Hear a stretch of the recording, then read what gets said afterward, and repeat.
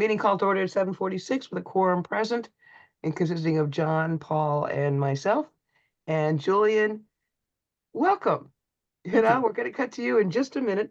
I just want to review the major duties we've completed. Obviously, the election schedule and the rules are ready, rock and roll approved. Contracts are in place, and we're awfully glad we've got a contract with you, Julian. We appreciate your good work. And Jennifer has just joined. Oh, Jennifer, thank you. Okay, we've got 4. And Jennifer, can unmute yourself? Welcome. Welcome. We just got started. Unmute yourself, Jen, and say hi. Hi there. Hello. Thank you for doing this. I know you probably just got home from work 2 seconds ago. Okay. Jen, can you take the minutes tonight?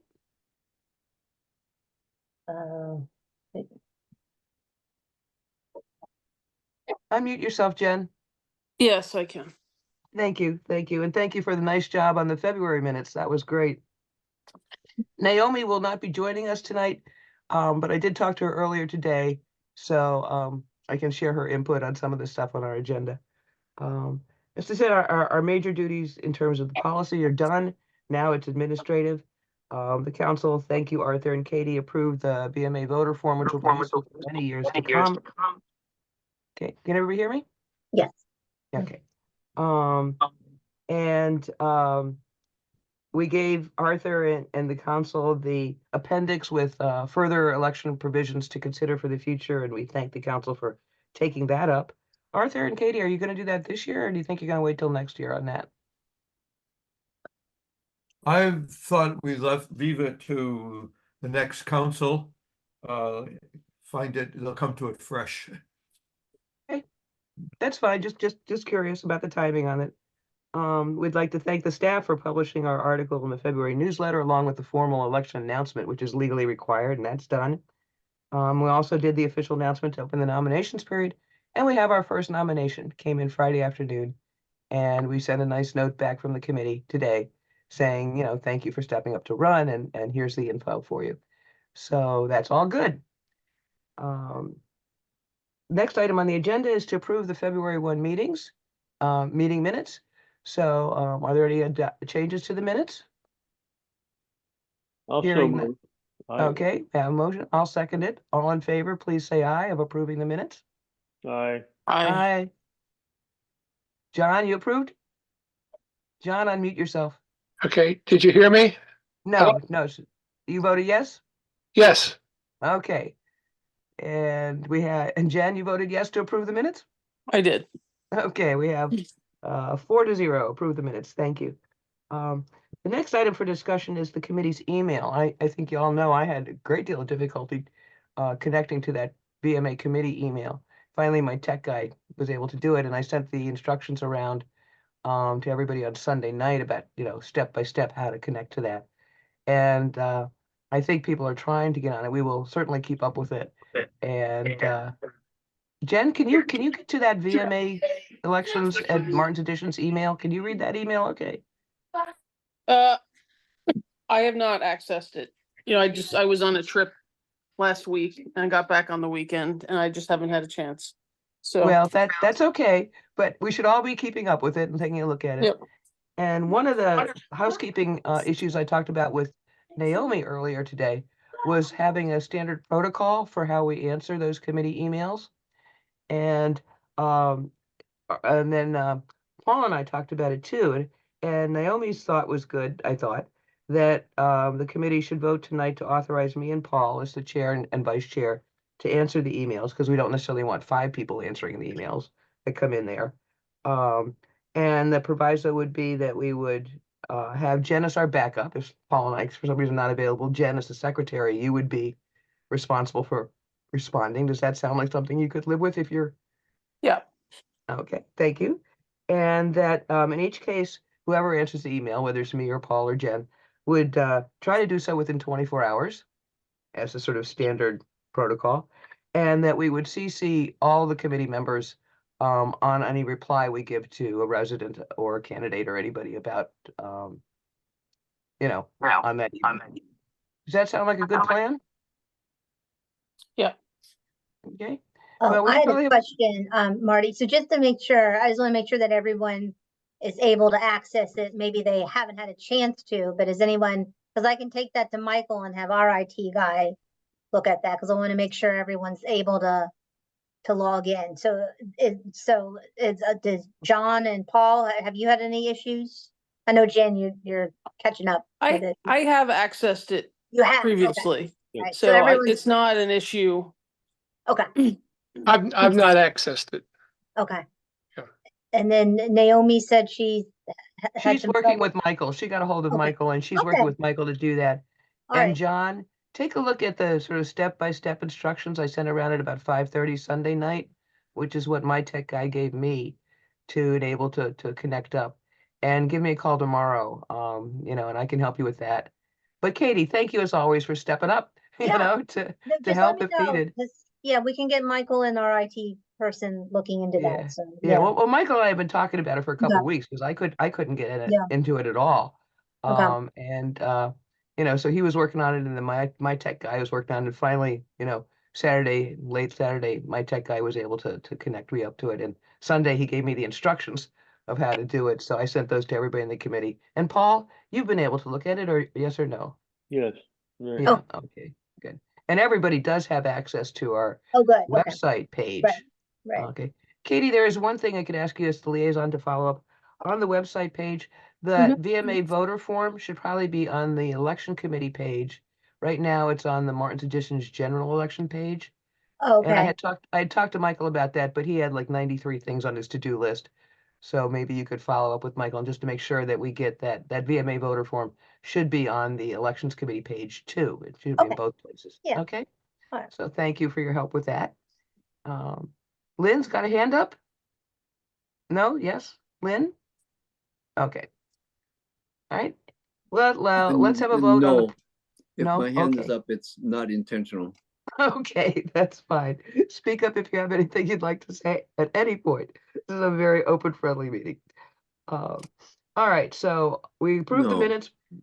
Yes. Okay, and now we need, hey, there's Lynn in person. Hi, Lynn. Hi, Lynn.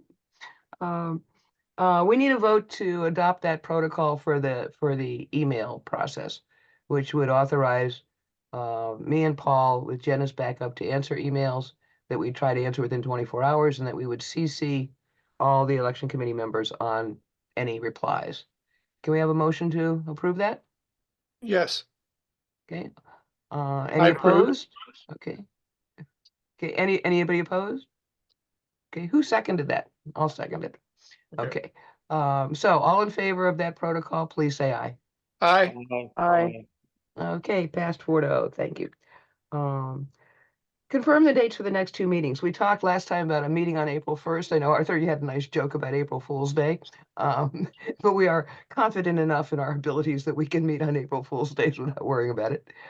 I was looking at the next two meetings because I think we probably should do a meeting after the forum, just to debrief where we are, because in April 24th is tentatively the forum night, and then the electric is supposed to mail out all the ballot packets the next day, that Thursday, the 25th. So it occurred to me that it would probably be useful to have a meeting on Monday, the 29th of April, just to make sure if there's anything we need to deal with or debrief on any of that. How does Monday, April 29th look for you guys? I know we already have April 1st on our schedule, but April 29th, does that work for people? It works It's a long for me. ways off. I know. That's why we're booking your calendar now, John. Yeah. And 7:45 works well, right? Because Jen, that gives you Yeah, time to get. 7:45 is good. Okay. Yeah. All right. So any opposed? All right. This is not a formal vote. This is just consensus. All right. Do we have a consensus? April 29th, 7:45. The next meeting is April 1st at 7:45, and then April 29th, just to see if there's anything we need to take care of at that moment in time. Okay? Okay. Agreed? All right, write it on your calendar. Now, yay team. Any residents, comments, questions, or suggestions? Lynn, you're our resident. Any comments, questions, or suggestions? You're on mute, Lynn. Unmute yourself. Oh, Unmute. Hi, Hi I have there. Lynn has no comments or questions at this time. Thank you. Well, we're still glad to have your company. Okay, Action items. To Julian. Thank you, Julian, for your report on Friday the 23rd. And your good progress and especially I want to thank you for being so systematic and rigorous and methodical and just careful about how you're approaching this. I was wondering if you would start your report tonight by telling us all a little bit about the briefing that you had with Boris at the County Board of Elections, because I talked to Boris on Saturday, and he said he had a great conversation with you and that he gave you his presentation about how one verifies voter rolls. And I noticed that in your report to the committee on Friday that you included the link to that, and I wanted to say thank you. So just talk a little bit about that, if you would, for a minute. Honestly, there's not that much to discuss. One of the main things we talked about though was the ERIC rules, and he kind of like outlined that the ERIC rules, rather than them being like lists that like Excel lists that you can go through, it's sort of like a case by case basis. Like you'd have to like input each one individually into their system. So unfortunately, there isn't like a list or anything he can provide me with like people who've moved or who've passed away. So that was unfortunate. But however, the presentation that he sent me was useful because it kind of clarified what some of the terms that were on the county voter list. Excellent. I'm so glad you did that, and thank you for taking time to view the presentation. Yeah. And Boris said that he thought that we were on a good track. That's what he told me on the phone. We were on the right track, that we had a very capable contractor. So I pass along the compliments. He enjoyed talking with you. And he hoped every village in Montgomery County would do the same thing that we're doing. Katie, last time you said that what Julie was doing was historic for making history in VMA by actually having a good, thorough audit. And Julian, I mean, I've heard from a number of residents saying the same thing, thanking the committee for what is essentially your work, which is all what I always point out, that this is your work, and thanking the council for approving us. So next steps, Julian, your report. All right, so I did want to do kind of a quick summary of what I've done, did over the weekend. As of last week, I finished my first entire run through of the voter list. The report I sent on Friday has everyone who's confirmed either directly by one of you committee members or through the Maryland property records. I was able to confirm just over about 500 people that way, which leaves around 200 still unconfirmed. That's not counting the official ineligible. I was able to confirm a couple additional voters via the survey results Michael just sent, but I didn't have time to include them in my report. They will be on the next one though. I also did send a list of the residents I'm pretty sure are no longer eligible for kind of a variety of reasons. I included the rationale I used as marking them as an additional column in that document. And so that should hopefully allow you guys to get started on your eligibility outreach process, because I know you have to reach out, give them 10 days to respond to that. If they don't respond, there's 10 more days that you mail them to. So hopefully you'll be able to get that going pretty soon. Let's see what else. Yeah, that is important, I should say, because the regulations have a time frame that's pretty tight. Yeah.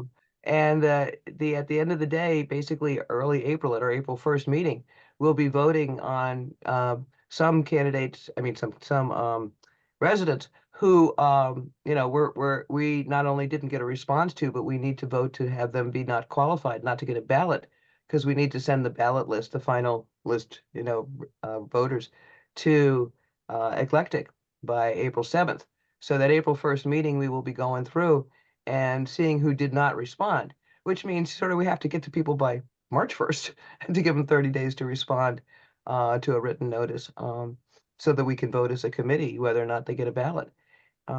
There's also, Julian, just to fill in for a moment here, we got a couple of responses from folks on the committee's email, which we now can access. I'll give you that list tomorrow. Oh, excellent. Great. Yeah, so this is going to be a process of updating, but I'm thrilled you got 500 people basically confirmed already, and then a list of people that we need to start sending those notes to. For committee members, I will circulate a draft this week of the letter that we need to send. It has to be a written notification to voters that there's some question about their eligibility. And so I asked Michael if there was some draft letter that the last year's committee did, and he said no, that they hadn't done one. So I'm not going to touch that. I'm just gonna say that we will draft something based on what Boris told me that the county uses. And I'll get that to you all as committee members for your okay by email. We could do that administratively. So, Julian, thank you for being mindful about our timeline in terms of that notification requirement. Yeah, no problem. And yeah, that list of folks who I'm pretty sure or who I think are ineligible, the rationale should be pretty straightforward. Only one I think I need to clarify is that some people I put on that list because they were marked as inactive. And on Boris's spreadsheet, it kind of goes through how you get to be marked as inactive. And it pretty much only happens after they get a notification from some other source that's like, oh, like we're not like this person has moved or something like that, then that triggers a confirmation communication from the county to the resident. And if they don't respond to that communication, they're marked as inactive, which I think is generally is a pretty good sign that the person's no longer there. But, still, it's good to do your due diligence to make sure, because, maybe they were on vacation or something. That's exactly right. And on the inactive list, I also understand at the county and state level, if you are listed as an inactive voter and you walk into the precinct and want to vote, they still let you vote, right? Yeah. Yeah. They're Yeah, not so- sending out a mail ballot to you, but if you showed up in person as an actual person and said, I still live there, they would let you vote. So it's not actually a removal from the county list. It's an inactive designation that they didn't respond to written notice.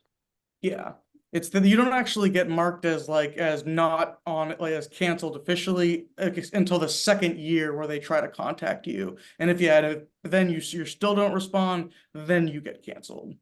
Yeah. Well, this is great, and I would encourage all the committee members to take a look at that link that Julian sent us. It wasn't a long presentation, but I thought it was really useful. And sounds like it was helpful to you too. Yeah, and I mean, really, you probably are only going to need to look at the one slide, which I think I noticed. I believe it was slide 9, which goes over that rationale. But yeah, it's pretty straightforward. There's also a couple folks on there who have been noted as having moved or ineligible for other reasons. And I didn't, or some of these folks were mentioned by Michael or were on the list of people who have moved.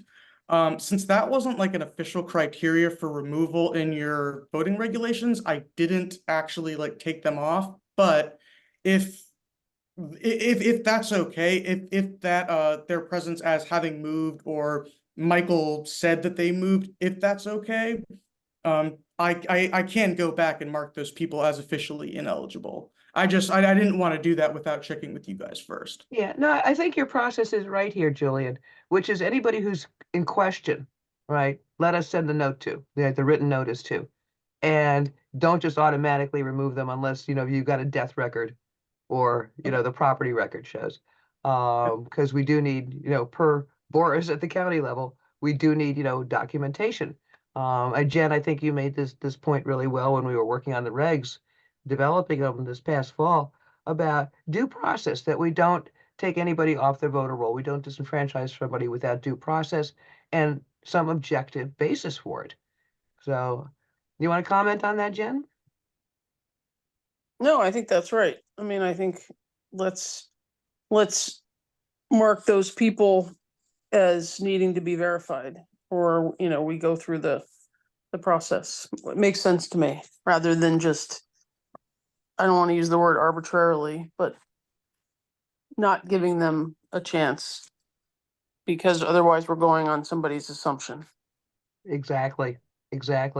And I'm a big fan of having some factual, basis before we ever disenfranchise anybody, says your democracy voting rights champion over here. So, okay, Paul, John, you want to weigh in on that? No, well, my thought is that it seems like to me that Julian has got a handle on that and is going to be able to handle the questionable ones, or election committee going to intercede and give him a hand, or what? What's your thought, Marty, on that? I think that we take Julian's list of anybody who's in question and we do our committee part in that, which is send them the written letter that says a question of your eligibility has arisen. Please respond within X time period. So that's our job, and we'll need the staff, of course, to actually do that mailing but we can draft that letter this week. I'll send something around for the committee to approve. But that's Um, that's what we're paying Julian for, Marty. So, yeah, I concur with that, yeah. Well, I don't Well- mind giving him a hand, Paul, but still, I mean, that's what, you're right, that's what we're paying him for, but still, I think sounds like to me he's got a good handle on everything at this Yeah. point in time. Yeah. The reason I said that the VMA staff does the mailings is because that's normally the staff support function for the committee, is that anything we mail, we have Katie, you wanna say, I mean, Julian, we could give you the postage and write the letter, and you could just take them to the post office for us if you wanted to run them off, but I think that that's something that's more appropriate for Michael to do. Katie, your Yeah, call on I- that. And that's what I think was in the appendix too, sorry, the appendix of the voting regulations. It mentioned that that was one of the election committee stuff. So that is one thing that I was not prepared to do based on, you know, Mhm. what I read, but, Yeah, my understanding is that Julian gives us a list of people we need to check, and Mhm. then the committee writes a letter and the BMA staff mails out the letters. Yeah, that sounds like the right step process to me. Yeah, yeah. Definitely. Okay, good. Arthur, do you have any comments on that? Since we have two, No, I think that centralizing things from the office makes sense. yeah, the mailings, I mean, Yeah. the staff is gonna be mailing out the official election packet. The staff, posts our stuff in the village newsletter. Mhm. That's a sort of a standard support function from the BMA staff. Committee needs to write the letter and approve that, and we'll do that this week. And Julian gives us a list of who the letter goes to. yep, and I already sent that list over the weekend, so you know you're good to go with the folks who are on there. And I mean, like, I'm sure Oh. some of the people on that list, I'm sure once you look it over, there'll be able to people that you're like, oh, we know for sure these people are gone, and that you won't need to actually mail them. But like I said, I don't want to take anybody off without due process, so I'll leave that to you guys to determine Yeah. which ones you actually want to mail. That's Marty, exactly right. I have a question regarding sending out the letters. Is that something Electrotech should be doing or not? No, Electech does the mailing of the ballot packets, and we'll talk about that in a moment. Okay, right, we'll But this touch is a that. committee letter that we send out to the questionable voters, where there's question, not that the voters are questionable, I don't mean to impugn their characters, their questionable status as voters. Okay, does that make sense? It does. Have we gotten to the point where how much it's going to cost to mail these things out yet? As part of the election expense, the village takes care of. It's not part of the election. No, Bill. I'm talking about the voter mail out from. Yeah, I talked to Michael and he said that they are prepared. They have envelopes, they have stamps, they're ready to mail anything that we need mailed to voters. Okay, So I think it's normal operating costs for the village, okay. although he'll probably put it under the election line in the budget. But that's his call. And he said they're ready to do that, sort of on standby for anything that we need them to mail our letters to voters. Well, we have to thank Arthur for that too. Thank you, Arthur. Yes, yes, It's and Katie as Normal well. expense, it's in the budget. Yep, thank you both. Paul, do you have any thoughts on? Actually, we didn't used to have a budget for elections until we started doing the mail voting. And then Mhm. that all of a sudden we had this new category. That's right, and thank you, because it is an important category, Yeah. and we do want to, keep track, make sure it's always reasonable. Paul, did you want to chime in? I think we're on the right track. I concur, yeah. Oh, great. Okay. Anything else? All right. Julian, continue your report. Got anything else for us? This is a great start. I'm really happy with what you've done so far. Yeah, just some next steps. So, as I mentioned in my email earlier, my next step will be sending an email to those of you committee members who I haven't heard from as to the residents you can personally confirm. These lists are going to be pretty short. It's just going to be people on your street, so it shouldn't be too much of an additional burden. And then, Marty, I believe you mentioned you were voting on whether street captains can verify eligibility, and if that vote goes through successfully, then I can start drafting emails to those folks with lists of the folks still in question on that. But like I understand that's a touchy subject, so like I said, I'm not going to be asking those people to actually do any work. It's just going to be, hey, look at these residents off the top of your head. Can you verify this person? If not, don't worry about it. And That's like that way, it's not asking too much of them, and I will run those emails past all of you first before I send them anyway. That sounds good. And that brings us to our next committee vote for tonight, which is Legally, the election committee members are authorized to confirm voters.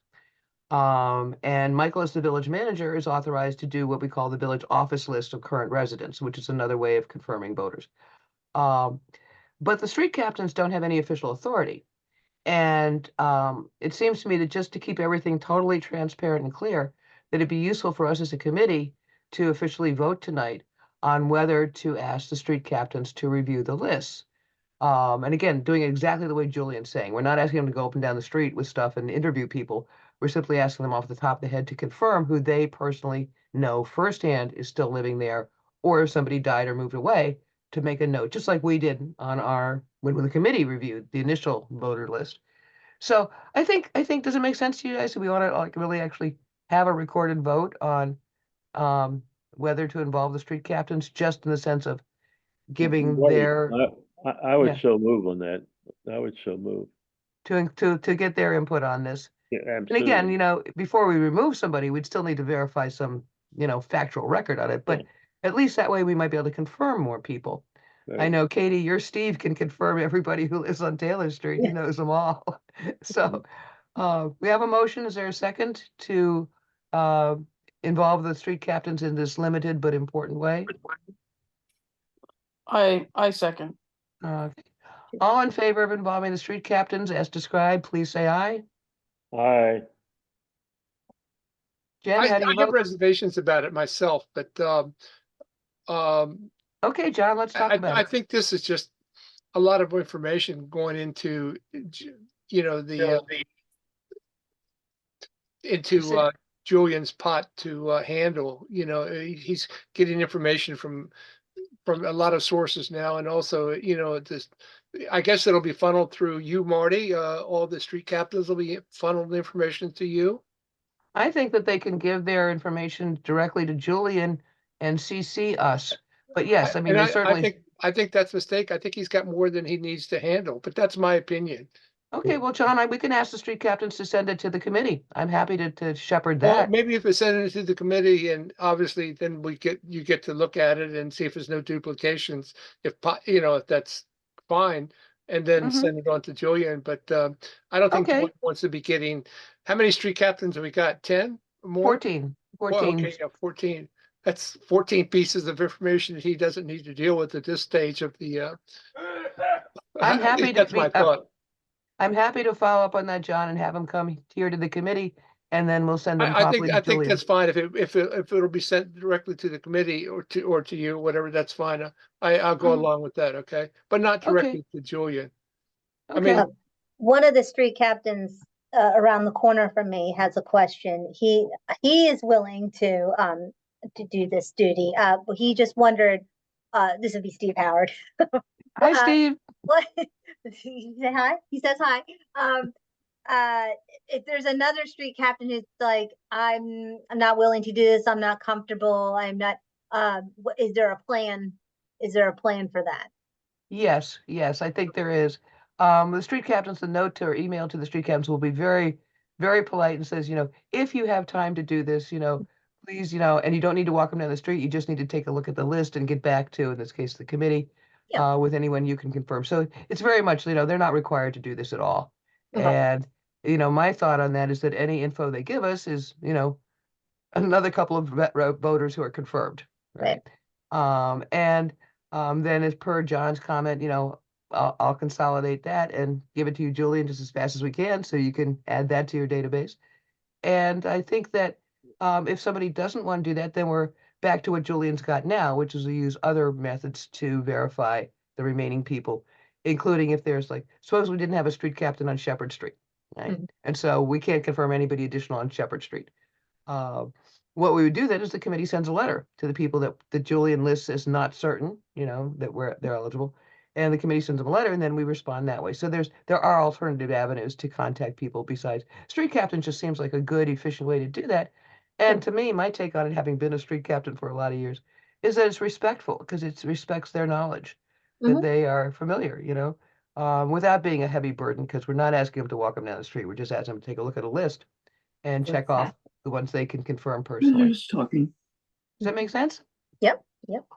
Julian, One does that question. sound good? Yes, Marty, John, Marty, one question. Yeah, question I I'll do just- have would Hang on, Julian.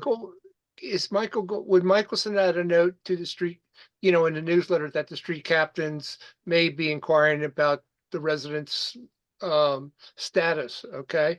Well, we're not asking them to do that. We're not asking the street captains to inquire about the status. The committee would inquire about the status.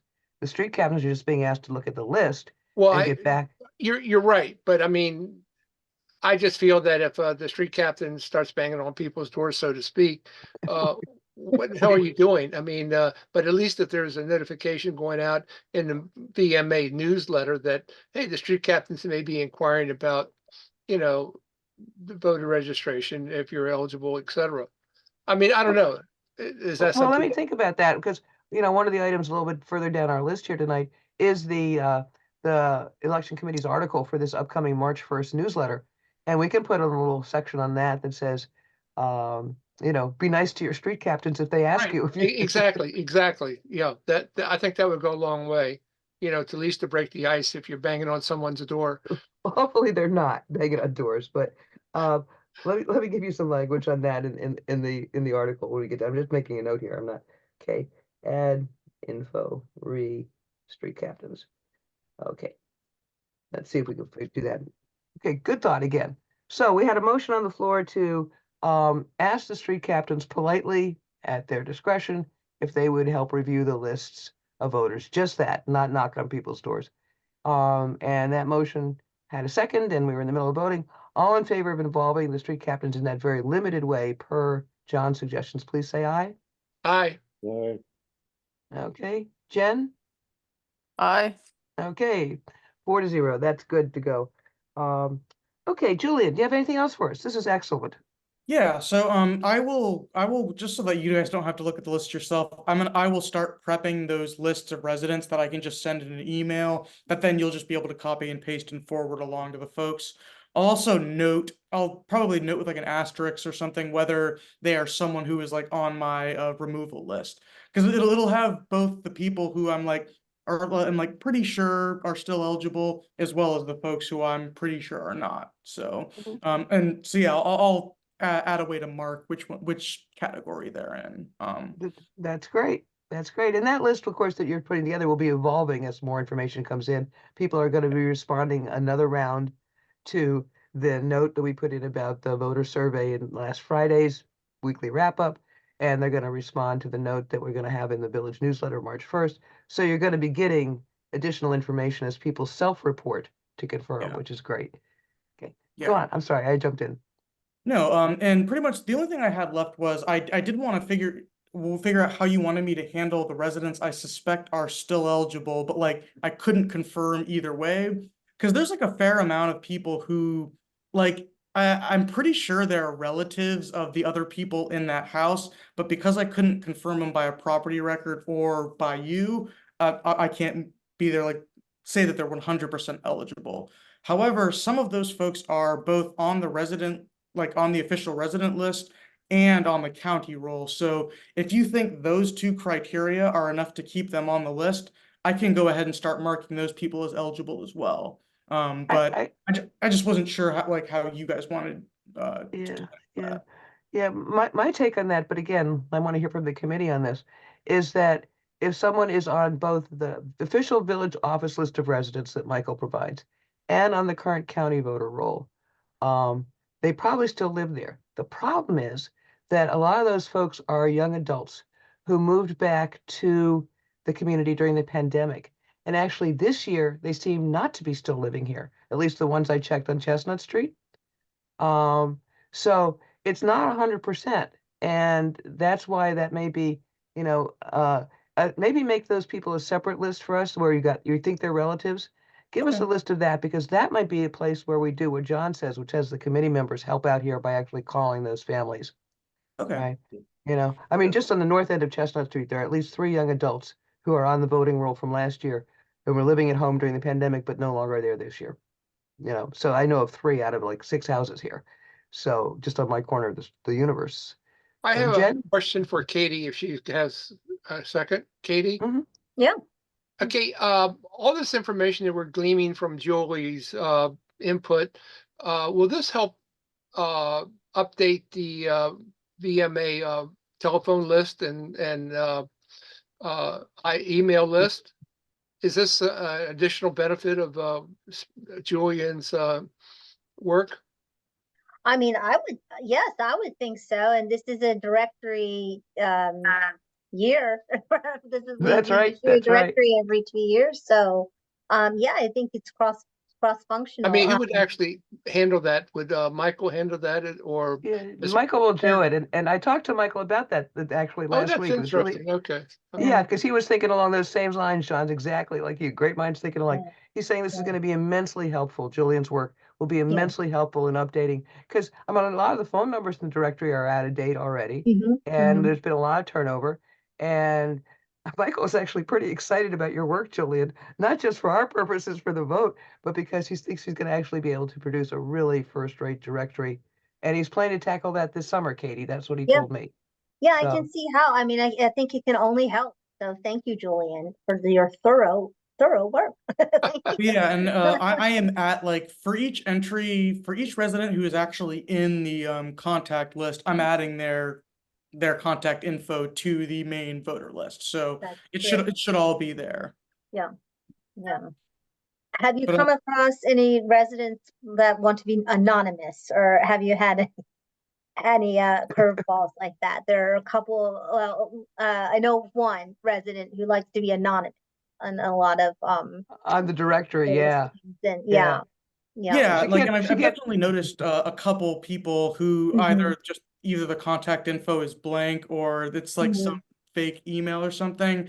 I didn't want to, assume what was fake and what was not though. So I'm kind of just one-to-one. If it's on the contact list, I'm putting it on the voter list. I'm not changing anything. Okay, that's good. That's very diplomatic. That's good. That's fine. Yeah. Yeah. And anything that's questionable, again, Julian, if you're not really awfully sure, like 99% certainty, goes on the list for follow-up, with a written note from the committee. Okay. Okay? And when in yeah, doubt- so back to what I was saying earlier with the people who I'm pretty sure are residents, I will start putting it together a list of folks where I'm like, all right, this person is probably related to this other person living here, but since we don't know 100%, and I would be willing to reach out to those people, but I also completely understand if you'd prefer to handle that thing. So I'm not gonna complain. So yeah, just I'll get that list prepped for whatever you want to do with that.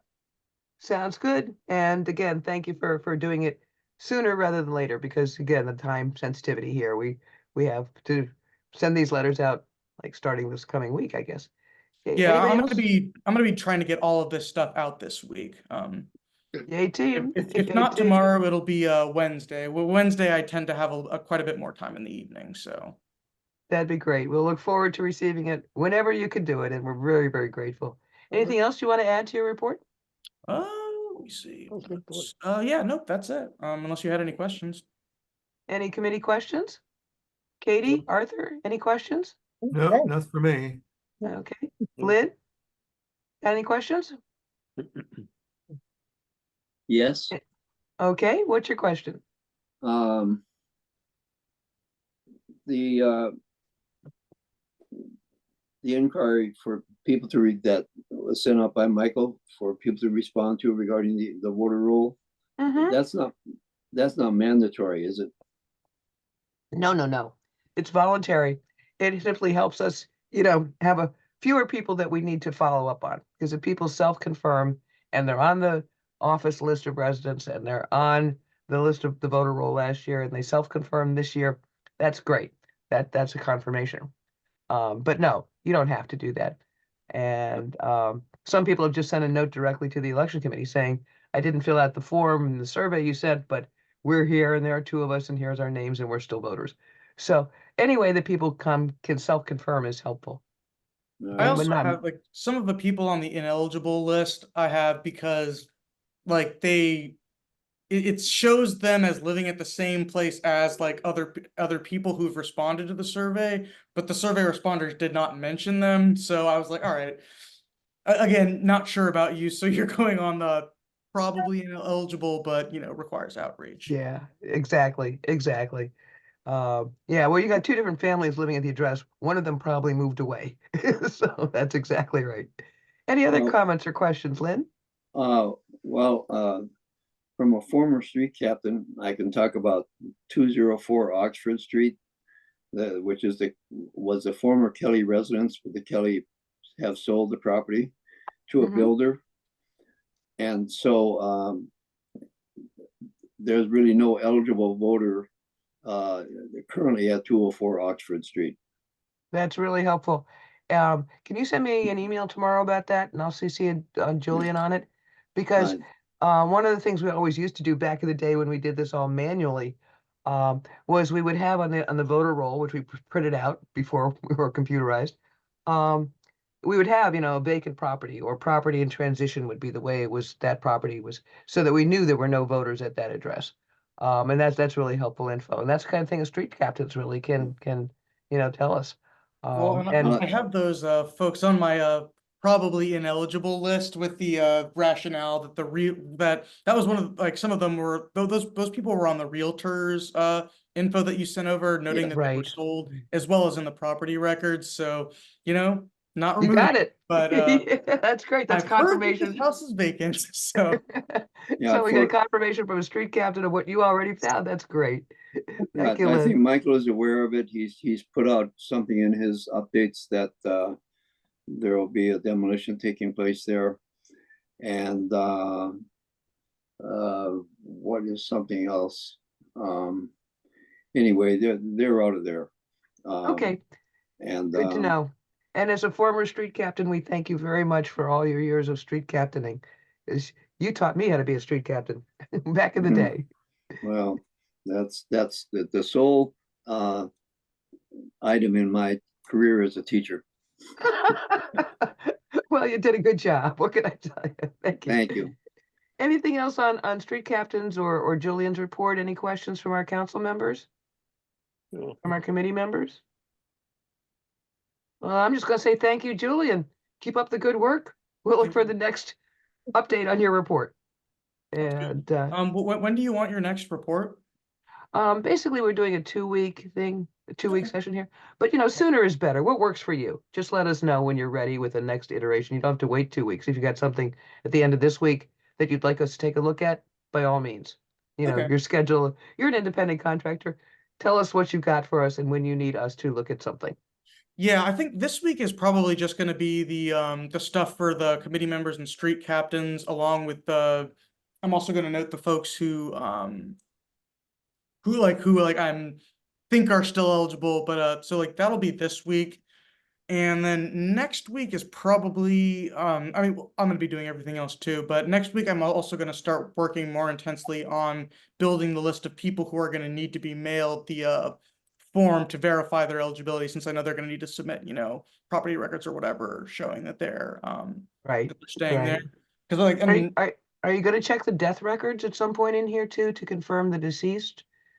I'm going to see if I can get a hold of the Department of Vital Statistics, but the problem with the death records though is that apparently Maryland will only show stuff from 10 years ago. Like from what I was reading on their Vital Statistics site, they were like, yeah, after a 10-year period, you can publicly search the name, but until then, you can't actually look for the deceased. So like I'm gonna try giving a call to 311 or getting a hold of Vital Statistics. Yeah, follow up on that. There should be a verifying. way to get more recent info. Yeah. But yeah, like even if I'm not able to like get official info, I will find a way. Like at the very least, if I can find an obituary, I will include a link to that. And Right. sometimes you're not quite sure if this obituary is that person, so I'll mention that if that's the case. But at the very least, I can include that link so you can take a look. That sounds great. Katie, were you going to say something about that? No, I'm like surprised, but not surprised by that. Yeah. statistic. Yeah. From personal experience. So yeah, with my parents in that range of 10 years, that makes sense. I mean, it shouldn't be that long, but I've run into that with both my late parents on records. So yeah. Yeah, it seems to show that like as a family member, you can request that Yeah. record, but Mhm. I'm not sure what they'd be willing to tell some random guy who calls them. So I'll just have to see once I get a hold of them. Yeah. Thank you on all counts. Anything else for Julian? Okay, I'm just gonna say thanks and we'll hear from you by the end of this coming week, if In not touch. sooner. That's great. Okay, moving on to concerns and options re postal tracking. I think I've talked to all of you or emailed all of you that we had, Paul and I have been talking to Eclectic, it says the mail voting part. And they informed us that they cannot do postal tracking, and that's not so much a problem on the incoming ballots that are coming to the village, because if somebody doesn't get a ballot, we can get a replacement ballot overnighted. It is a problem in terms of handling the outgoing mail that goes back to the office of the vote counter contractor in New Jersey, because we could have, I don't know, 40 ballots outstanding stuck in a New Jersey post office and not know it. So anyway, Eclectic gave us two estimates, which I sent around to the committee. And the second estimate would add $4,000 to the price of Eclectic Services for them to put tracking codes on the envelopes, which personally I thought was ridiculous. And I talked to Michael about it and he thought it was absurd too. So we looked around and Larry Watson, I have to give Larry credit. I said, Larry, there's got to be somebody who does postal tracking cheaper than that. And then I had my bill take a look at it. And they came up with a place called Letter Track. And I looked at it. It's a company that puts tracking on, postal tracking, official USPS tracking on whatever you'd like to give them. And their price is 18 cents to 20 cents an envelope, which is like $250 if we have 750 voters. So that's very reasonable. It's a lot less than 4,000. So I sent that link to everybody. Did anybody have a chance to look at that link to Letter Track? I haven't. Yeah? No? I haven't, Marty. Okay, well, take a look at it because I mean, I sent the link to Michael and, Michael and I were talking about how this is basically contract administration because the requirements, the instructions to the vendor, to Eclectic, say that they will put postal tracking on those envelopes. And now they're saying they can't comply with that contract requirement. And so, again, it's a committee, we did some research and we have a way that seems like it probably would solve that. Naomi looked at that and she said it looked good to her. That's one of the things she told me today in the phone call she gave me. So, if you guys, Paul and John and Jen, take a quick look, and I'll ask Michael tomorrow to follow up with Eclectic to ask them to do that. There's got to be a way to do this for less than $4,000. I mean, postal tracking is not like, rocket science. Yeah. So- Yeah, I'm baffled by, I'm glad Arthur's on the call too. I'm baffled by why Nikki says it's $4,000 and that's not been an issue before. So She told me that they didn't do it last year. okay, she said they And didn't. I don't know if the council knew that or not, but apparently she said, no, they were not in. She said they had a company that did that tracking process for them and that company was no longer available. I don't know if they went out of business. She was not entirely clear and she didn't tell me the name of the company. But Okay. again, Larry Watson and a couple other people got in gear and found this company will do it for like 18 to 20 cents an envelope. So, That's great. why, I mean, one of the things that might happen here, I don't know, it's up to Michael and Eclectic, but Mhm.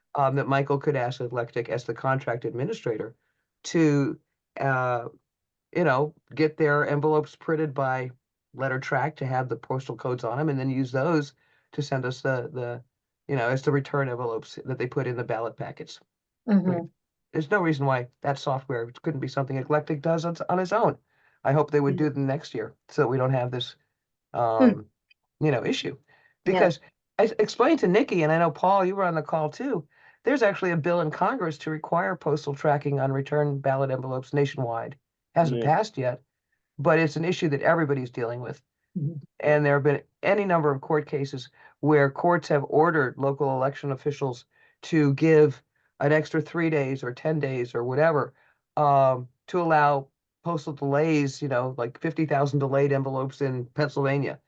Can they be counted? Well, the answer from the courts is basically most of the time, yeah. And we don't want to have to delay our election by not having the tracking. We want to be able to know that we've got, what people mailed got to us or got to Eclectic to be counted.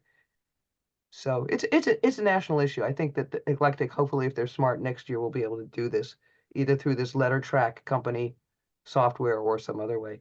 Paul, did you want to say something on that? No, I think that they're the best. But that is a major issue. The postal service is not really fulfilling its role, Marty, in many I- areas, and that's I one of agree. them.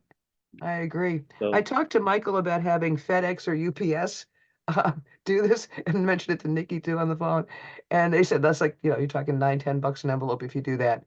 And that the FedEx and UPS basically only do packages these days. They don't do envelopes at all. So that's not really an option. So we are stuck with the post office. right, And which is big, which, again, makes, I think, the tracking of those return ballot envelopes even more important, given the post office's lack of reliability in recent years. So, that makes me feel like this is even more important than it was, 5 years ago when we started doing it. yeah. Okay.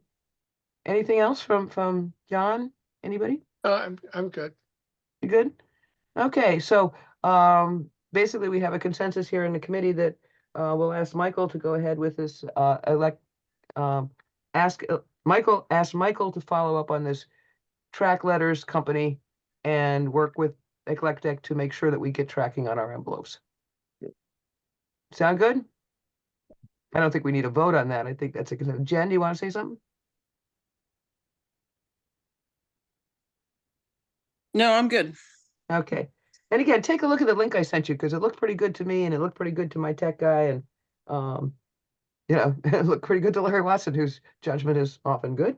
So then thanks to Larry for finding them. Let's see. What else do we have? Approve the election committee article for the March newsletter. I sent around draft 4 of it this afternoon. It's not terribly different, but a friend suggested that we really should start out with something very positive by saying, that this is really grassroots democracy and that VMA elections matter. And she'd like the language about local government matters. So anyway, it got rewritten by one of my writer friends, and I think it looks better than it did. I'm not very ownership about writing it. If somebody writes something better than what I wrote, I'm real happy with what they wrote. So did you guys have a chance to look at that draft 4? It's not very long. Marty, I haven't, but I'll try to find it. And It was on the packet today.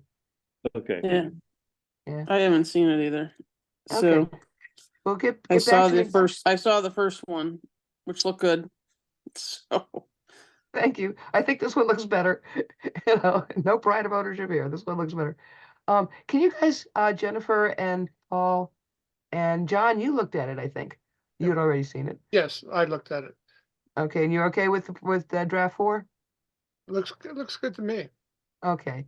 Jen and Paul, if you could look at that tonight after our meeting and just send me a quick email with your okay or your edits, because Michael's waiting on that. He wants to put the newsletter together tomorrow. Okay. okay.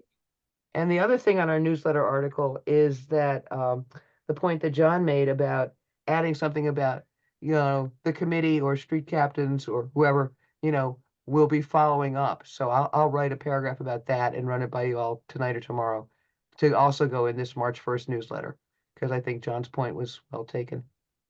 Okay. Okay. So I'll write something tonight. I want to back up a little bit on voting. I want to follow up on I guess you're concerned about election night where, Electrotech will have a person down here to take the votes, et cetera. Okay. That's the But you plan. were talking about an additional night, maybe 2 nights in a row. We're having Electrotech come down. Is that something that's still on your on the platter? This is a good point. This is something John and I talked about the other day. We were talking about what happens if we can't get tracking on the ballot envelopes. Yep.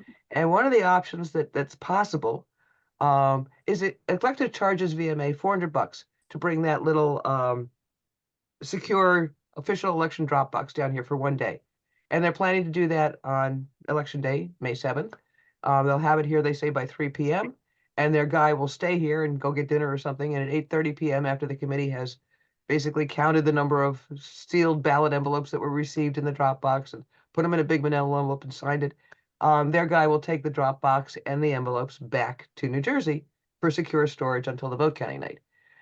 Now, the question was, could we do that twice? Right? The contract this year with Eclectic only says that they'll bring that drop box down on one day, May 7th. It would be theoretically possible if we can't track ballots, to have that Dropbox here a second day. It would mean that the committee would need to staff it for another 3 hours, probably 5 to 8 p.m. on May 14th, or May 15th, something like that. And that would give people a chance to have a second Dropbox. We cannot leave the Dropbox unattended, unsupervised in Martin's Editions, because we don't, as a village, meet the security requirements for Dropbox unless we have at least 2 committee members personally with the Dropbox supervising it. So, we'll take turns doing that on May 7th. So John's point is something that he and I talked about. Would the committee like to consider even doing a Dropbox 2 different nights? It would cost $400. Eclectic would send their driver down with the Dropbox on, say it's May 14th. And he'd hang out and get dinner again, and we'd do it the whole thing over just like on May 7th. I think it's a little confusing because having that Dropbox on election day is enough. I mean, we got 130 envelopes in it last year. I don't remember the number. It was more than 100. I don't know. Do you guys have feelings about it? Would you want to even consider? It's something maybe for next year's committee to think about. I'm still hoping we can get ballot tracking, in which case we don't need to do 2 nights of a Dropbox. Jen, what's your thought? Can you hear me? Yeah, I can't just fine. I'll figure out if I'm on mute or not. Sorry. No, you're good. My thought is we should get ballot tracking and do it once. That is simpler. That I is think simpler. doing it twice seems like a lot.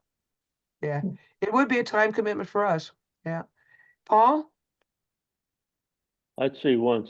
Do it once if we can.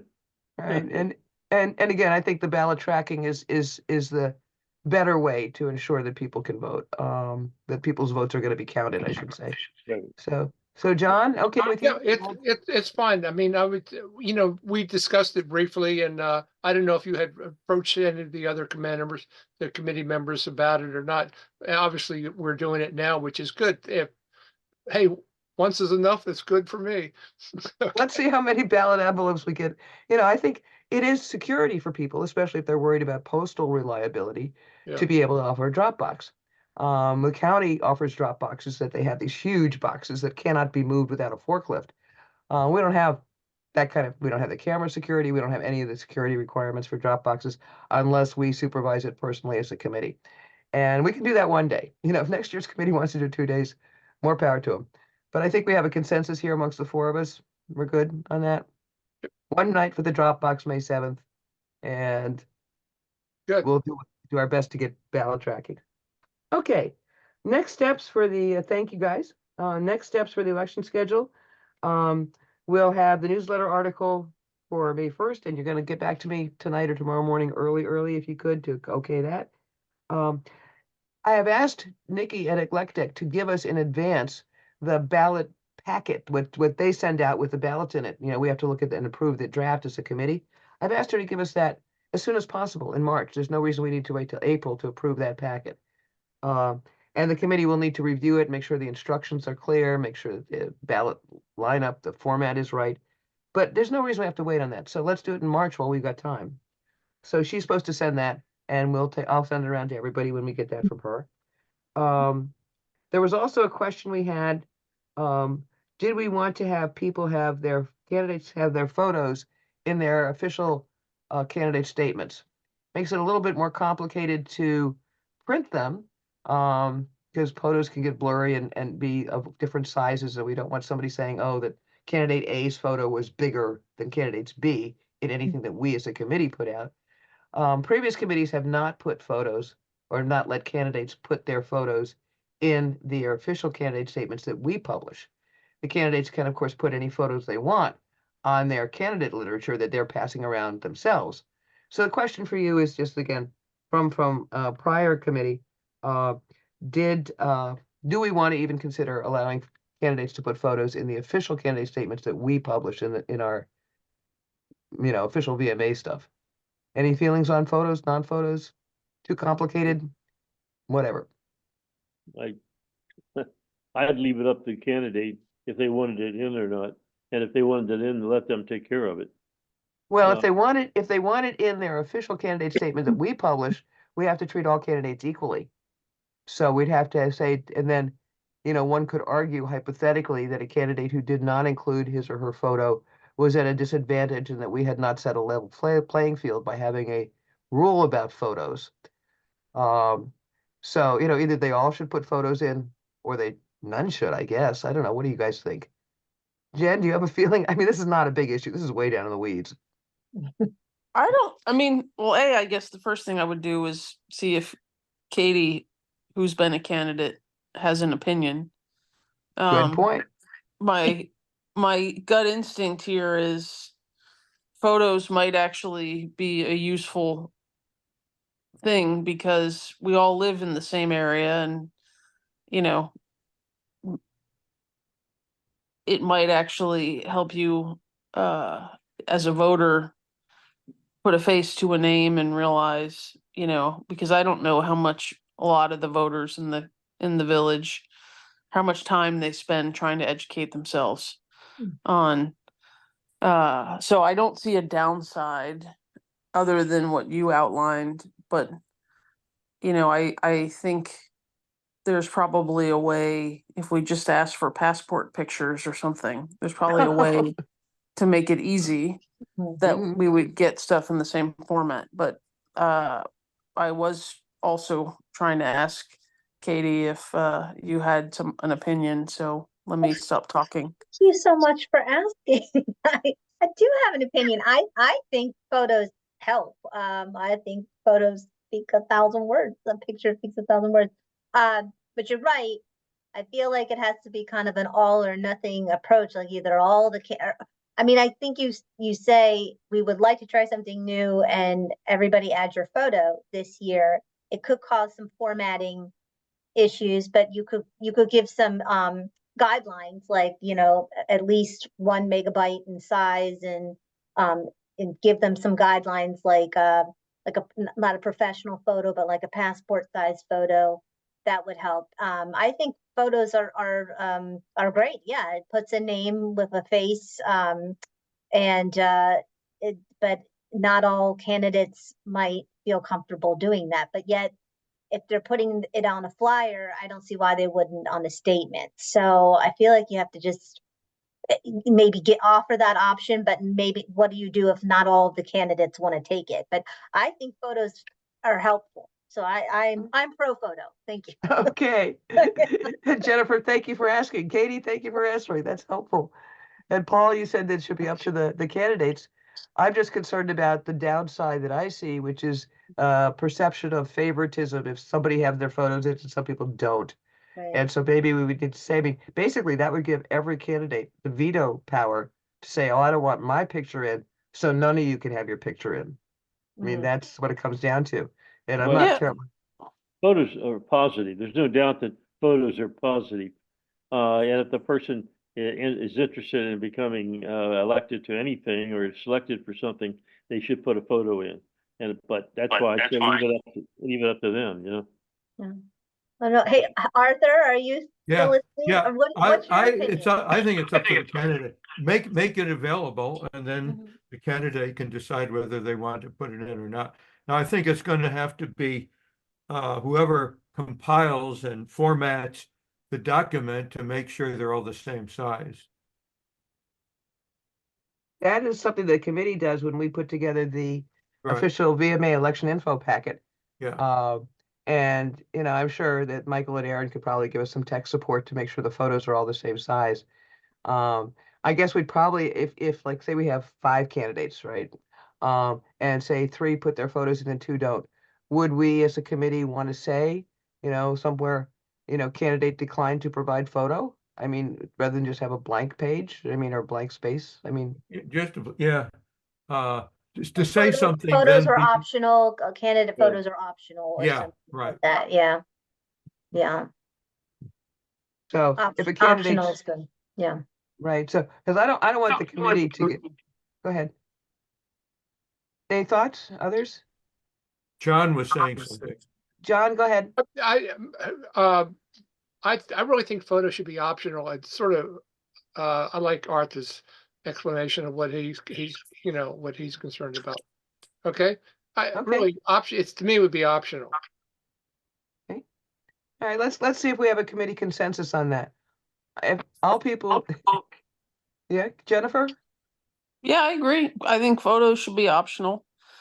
I don't think we should force anyone, but I think as long as there are guidelines about what one can submit, and that we make it available, if someone declines to do it, there's transparent process around it. Mm-hmm. And so I don't know who would claim favoritism. As a tech matter, and I'm not a tech person, I actually don't think it will be easy to have equal size photos if we don't have a guideline about what to submit. Got Mhm. And so I do think, maybe we need to consult Michael or whoever, but I am speculating with some experience that we need to have a kind of a strict guideline about what the photo is that is to be ultimately put in the packet. You mean I can't put in my bathing suit issue picture? Arthur, what can I tell you? But you're right though, Jen. I work for a publication and we ask our readers to submit photos, and a lot of them are taken on cell phones, and we get varying quality and size, and so and it's a constant like headache, but we can crop and do things behind the scenes to make them fit. But yeah, a lot of people take things on their phone, photos on their phone, that kind of throws a wrinkle in uniformity sometimes. Maybe too. we should have like an official candidate photo session with Michael. Very clever. Yeah. I like that. Well, in terms of just next steps here, I can call Michael tomorrow and talk to him about this. And Katie, you might need to provide some technical support for Michael and Aaron in terms of how we do this, because what the committee can do, on March 23rd is when candidate statements come in. That's fine. March 24th, we finalize it. March 25th, we're supposed to, as a committee, have that VMA election information packet ready to mail to all the voters with all the candidate statements and the election information in it. So we would have to have a pretty quick turnaround on formatting the photos that go with those statements. Another possibility, if we need to, because we need to get that to the post, to the post office to mail, pretty quick, that packet has to go out with the candidate statements in it, like, end of March. So one option would be to have the photos be on the website version of the statements, but have the packet that gets mailed be simpler to produce by just having the statements per se. Does that sound like an option? I'm just thinking about production time here. I think, we I need- think we should shelve it for next year, Marty, myself, but that's my feeling. Well, that's an option too. That's an option too. Yep. All right, let me talk to Michael about this tomorrow and get back to everybody. Yeah, I mean, I think there's definitely flexibility on the web. You can always add things on the website, and photos uploaded to the website. But yeah, it could raise issues of say somebody has a beautiful, like, filtered ultra professional headshot, and somebody else is like, oh, I don't have a photo like that. Right. Like Katie's I mean, photo. Right. we could say, if you're interested in having your photo taken, you can come to the village office. Michael or Aaron will just take it, and that way it's uniform and everybody like shows up. We have it, it's on their file, and it's all the same. There's something like that. I don't know if that's extra work. Yeah, that I think is for next year. I don't want to put more work on Michael this year, but it's not a bad idea. And I thought your photo on your flyer last year, they didn't have photos in the official statements, but they had, you as a candidate had a really nice Right. photo with a flag behind you and all. I thought that was very nicely done, by the way. Well, thank you. That was on my cell phone. See? So, Well, it was a good one. I sure wouldn't want my passport photo used, I'll tell you that, No. because it's terrible. So, or all a right, let me driver's talk. license photo. No. Oh man, that's even worse than the passport one. Let me talk to Michael and see what's possible and get back to the committee on this. Let's just leave it open for now.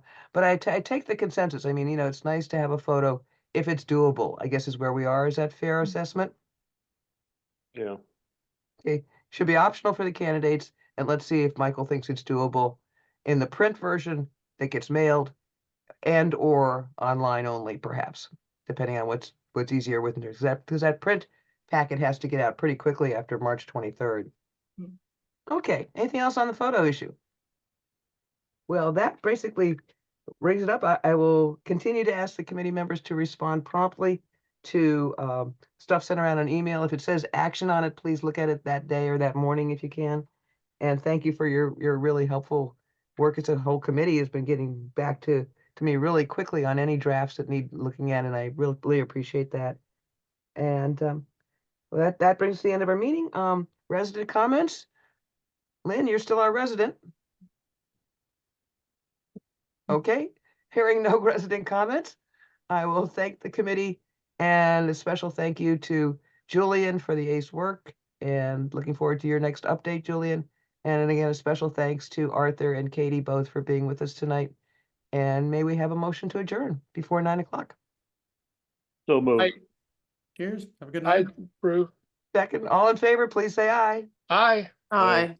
We're adjourned at 8:58 p.m. Nice work, people.